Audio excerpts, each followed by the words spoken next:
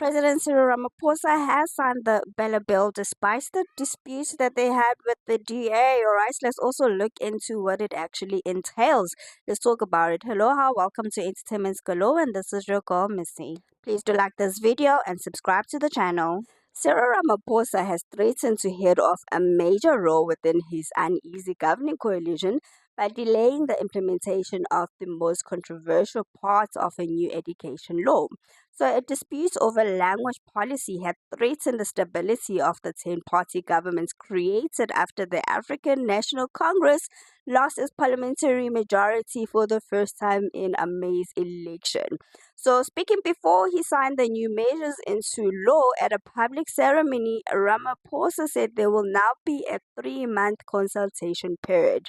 However, John Stazen, right, has reiterated the plan to challenge the new law in court. While welcoming the idea of further talks, Hazen said that the reforms in the Basic Education Laws Amendments law threaten the constitution right to mother tongue education, and this must be protected in any negotiation. So the president says that he now wants the parties and governments to find ways of different views to be accommodated. So let's look at the BELA law, what it is, and the changes, right? So school admissions and the language of instruction will be regulated by governments. Homeschooling will be regulated. Parents who fail to ensure their child is in school may face jail time.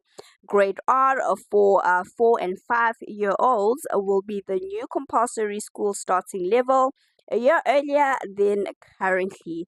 The abolition of, corporal punishments will be backed by fines and possibly jail time for those who administer it.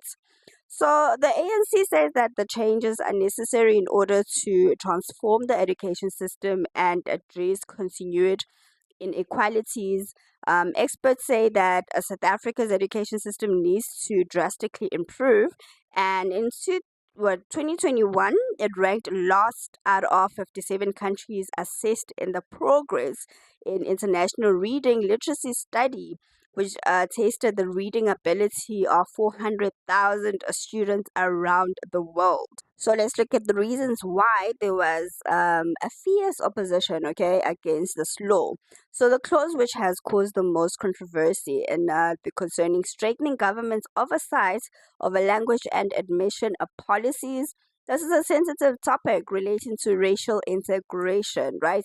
And the previous ANC governments argued that language and other admission criteria were being used to derail access to schools for the majority of learners. So even though apartheid ended like more than 3 decades ago, the racial divide, it created still persist in, or rather the racial divide it created still persists in some areas of education, with previously white schools still far better equipped than those serving mainly black communities.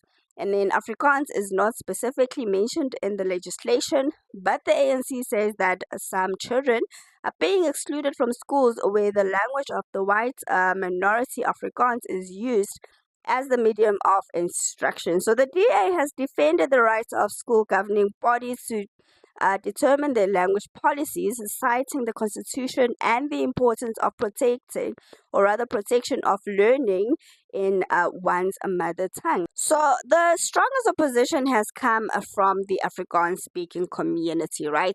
Civil rights group AfriForum has described the bill as an attack against Afrikaans education and has said it remains committed to opposing the legislation as it poses a threat to the continued existence of Afrikaans schools and quality education. So the Freedom Front Plus, another one of the 10 parties in the coalition government, and seen as representing the interest of Afrikaans, is also opposed to the BELA bill, right? So it called it ill-conceived, saying it will cause a needless uncertainty and disputes about clearly established rights and responsibilities, related to basic education. So some are also concerned about the reforms to home schooling. So there are currently many unregulated schools popular with the middle classes because of the poor state of government schools. So these are allowed to continue through a loophole in the current law where the students are registered as home learners and the teachers offer tuition. But through the BELA bill, the governments want to close the loophole and ensure they are regulated like state schools. Now, in his immediate reaction to the signing, that being Cyril Ramaphosa, writes, the DA leader Steenhuisen did not sound satisfied, saying that the party's lawyers will continue to prepare for court action. So Ramaphosa's proposal to delay the implementation of the language measure is a response to the DA's proposal for changes that it said will make the reforms acceptable. But after 3 months, they may still find themselves in the same position they are in now. And the president said the law will be implemented as it is if no compromise is found. Well, they've already signed it, right?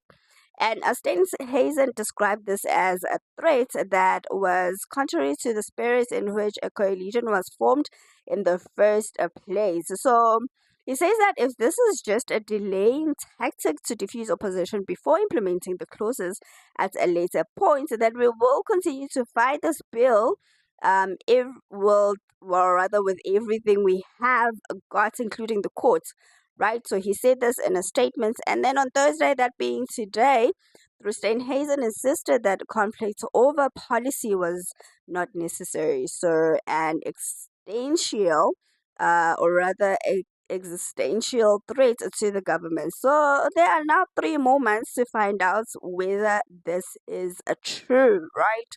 So we shall see, especially with the bill having been signed today.